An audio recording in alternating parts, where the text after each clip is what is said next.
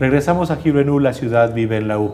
Les recordamos a los amables televidentes que estamos conversando con Hernando Chindoy Chindoy, quien fue gobernador del resguardo indígena Inga de Aponte y que actualmente se desempeña como presidente del Tribunal de los Pueblos Indígenas. Entonces estábamos, doctor Hernando Chindoy Chindoy, estábamos en que usted decía que las mujeres, por el sufrimiento que estaban padeciendo, por ese drama que les toca vivir a ellas de enterrar a sus padres, a veces a sus hermanos, a sus esposos, a sus propios hijos, fueron las que empezaron a liderar y decir, bueno, queremos recuperar la autoridad en nuestro territorio, ¿no es cierto? Sí. De toda esa invasión que usted dice que pasó de 1.500 a 35.000 habitantes y ellos, pues lógicamente, como usted dice, ni siquiera se sabía de dónde venían.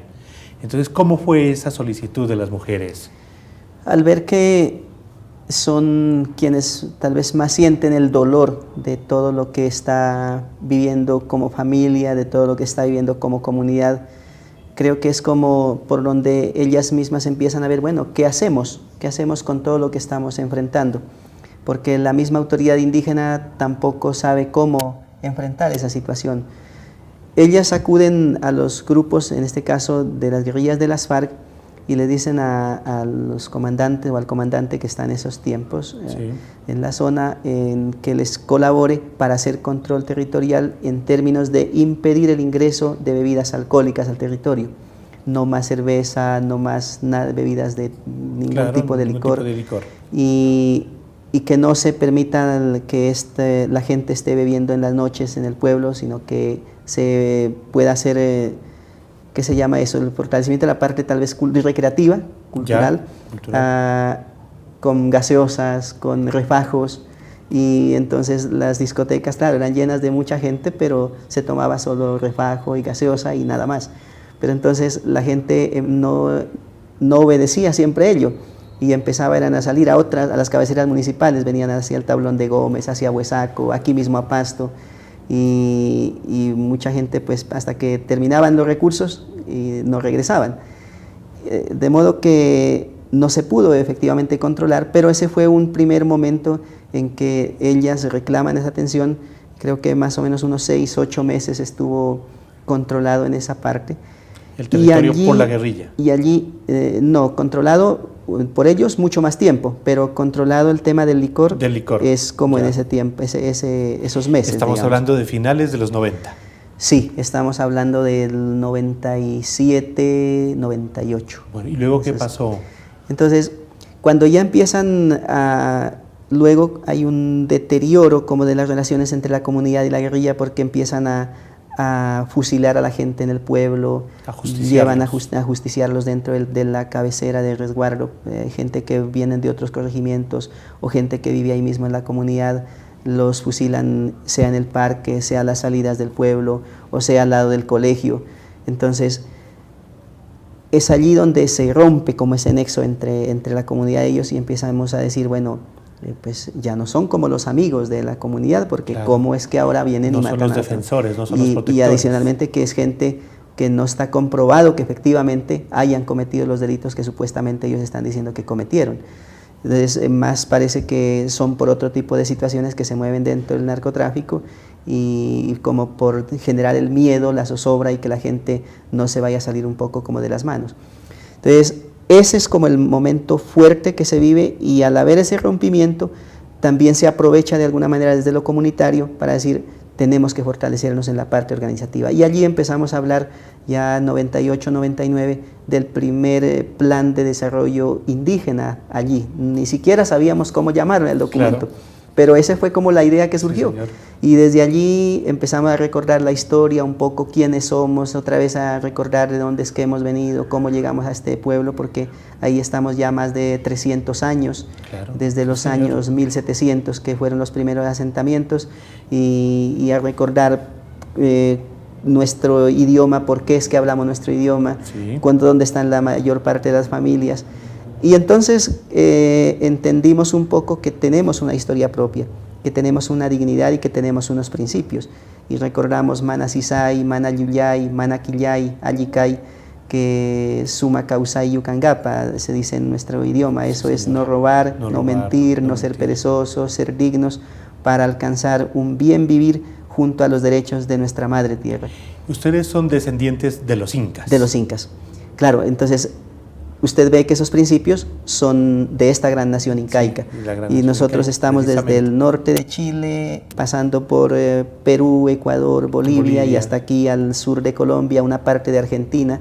Y el idioma que hablamos es lo que identifica de alguna manera que somos parte de esa nación, porque al hablar acá en nuestro pueblo, sí, nosotros también fácilmente podemos comunicarnos en Ecuador, en Bolivia, que he tenido la suerte de estar hasta allá, y incluso en Bolivia, en el lago Titicaca, en la Isla del Sol, hay una comunidad que habla perfectamente nuestro idioma.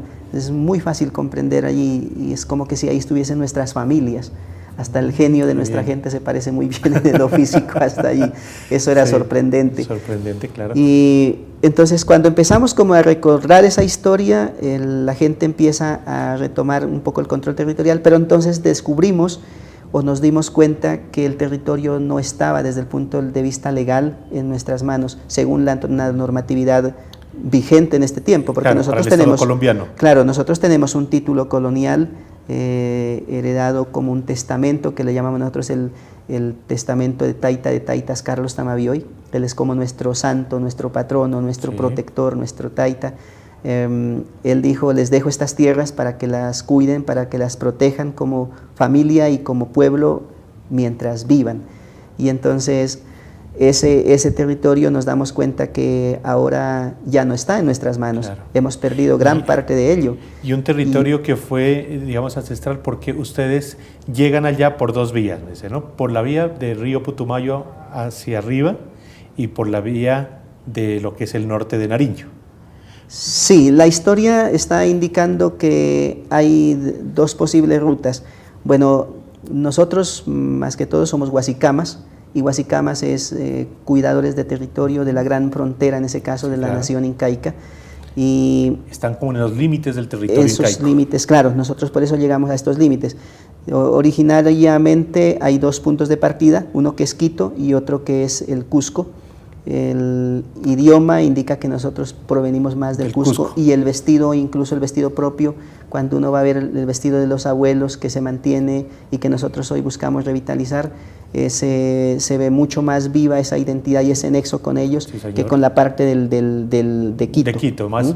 Entonces, se identifica con el Cusco, vienen directamente de allá. Y aquí mismo hay una variación dialectal cuando usted escucha hablar el inga en el Valle de Sibundoy, en lo que es Santiago, Putumayo, Colón, San Pedro, San Andrés e incluso San Francisco. Es distinto al inga que se habla en Aponte, en Yunguillo, y esa parte de ahí de lo que ahora es Mocoa también, toda esa parte, ellos, el inga es distinto. Entonces, hay una ruta que puede ser que se vino desde Aguarico, subiendo por el río Putumayo, llega hasta el Valle de Sibundoy y allí termina con la parte de asentamiento en Manoy, Santiago, Putumayo hoy. Y hay otra corriente que se dice que viene por el río Patía, sube por el río Patía, y por eso el nombre de Mayu, porque Mayu es en Inga, en Quichua, es río estelar, ¿no? Cuando el río Mayo. Eso es lo que significa en nuestro idioma. Y allá también hay vestigios de nuestra presencia. Y luego esta comunidad entonces se asienta en la parte de Aponte, pero hay otros que dan la vuelta para bajar por el río Caquetá y asentarse en Yunguillo, y ahí están la comunidad. Y así es que llegan ustedes, pero no tenían dominio, digamos, legal de ese territorio. Llegan entonces, de esa forma, tienen el título que les hereda su taita mayor, pero frente al Estado colombiano no tenían dominio de ese territorio. Claro, el Estado para estos tiempos pues, dice que esos títulos no tienen validez. Eso es lo que más hay, aunque esta comunidad en particular siempre ha estado ejerciendo esa propiedad, digamos, protocolizándola ante las notarías, en donde corresponda ante instrumentos públicos, y digamos, esa documentación existe. Pero los últimos 60, 80 años ha habido como un poco de descuido en esa materia, y tal vez por eso es que se va perdiendo un poco ese control territorial. Y poco a poco nosotros, digamos, estamos arrinconados allá, ¿no? Claro. Y con el conflicto, con todo el flagelo del narcotráfico, pues con mayor razón. Entonces, ese es como el momento en el que nosotros decimos, vamos a recuperar el territorio. Y tengo la suerte, bueno, hay varias cosas, ¿no? Nosotros como personas a veces decimos que vivimos lejos, que somos pobres, que no tenemos nada, pero parece que eso es más desde el pensamiento de este idioma prestado que yo estoy hablando, porque en el idioma nuestro no existe el tema del concepto de pobreza, no existe el concepto tal vez de riqueza desde el punto de vista material, es muy fuerte el tema espiritual. Y cuando uno va desde Summa Causai o Alli Causai, es como esa vida más universal en relación con todo el entorno de seres que somos una sola familia. Para nosotros por eso es que la danta, el oso, el tigre, el agua, las montañas tienen su propio dueño, su propio protector, así como nosotros también tenemos nuestro propio protector o nuestro propio creador. Y en esos términos es que se desarrolla la vida como pueblo y se desarrolla la vida para pervivir en el tiempo y en el espacio, como decimos, como pueblo inga. Entonces, cuando nosotros observamos ese tipo de cosas, a mí personalmente pues me pasa una situación particular, y es que termino el bachillerato. De hecho soy el único inga que termino en medio de todas las dificultades en ese tiempo, y tengo el honor también de ingresar a la universidad, pero mis papás no tienen ninguna posibilidad de mantenerme acá en la ciudad. Y la ciudad en este contexto ingresó? Es muy fuerte, a la Universidad de Nariño. A la Universidad de Nariño. Sí. Bueno, vamos a hacer aquí un corte en este programa y los invitamos a ustedes, amables televidentes, a que en el siguiente programa nos sigan con la continuación de esta entrevista con Hernando Chindoy Chindoy, porque nos va a contar toda aquella historia que pasa luego de que él ingresa a la Universidad de Nariño, cómo hace para sostenerse acá y cuando vuelve a su pueblo para recuperarlo de las garras del narcotráfico, de los grupos armados al margen de la ley, y darle un norte, un oriente que es el que le mandaba a su pueblo ancestral. Como él dice, no el pueblo de la lengua que le prestaron, no esa lengua impuesta, sino su propia lengua, su lengua inga, que le estaba haciendo ese llamado para que vuelva a derrumbar a su pueblo por ese camino que nunca debieron dejar o que nunca debieron haberles quitado los factores armados, los factores ilegales, para condenarlos a las desgracias que pasaron durante varios años. Entonces, le agradezco en esta primera instancia y seguimos para que ustedes conozcan el segundo capítulo de esta entrevista. Por ahora, muchas gracias, muy amables, y esperamos que nos acompañen en la próxima semana.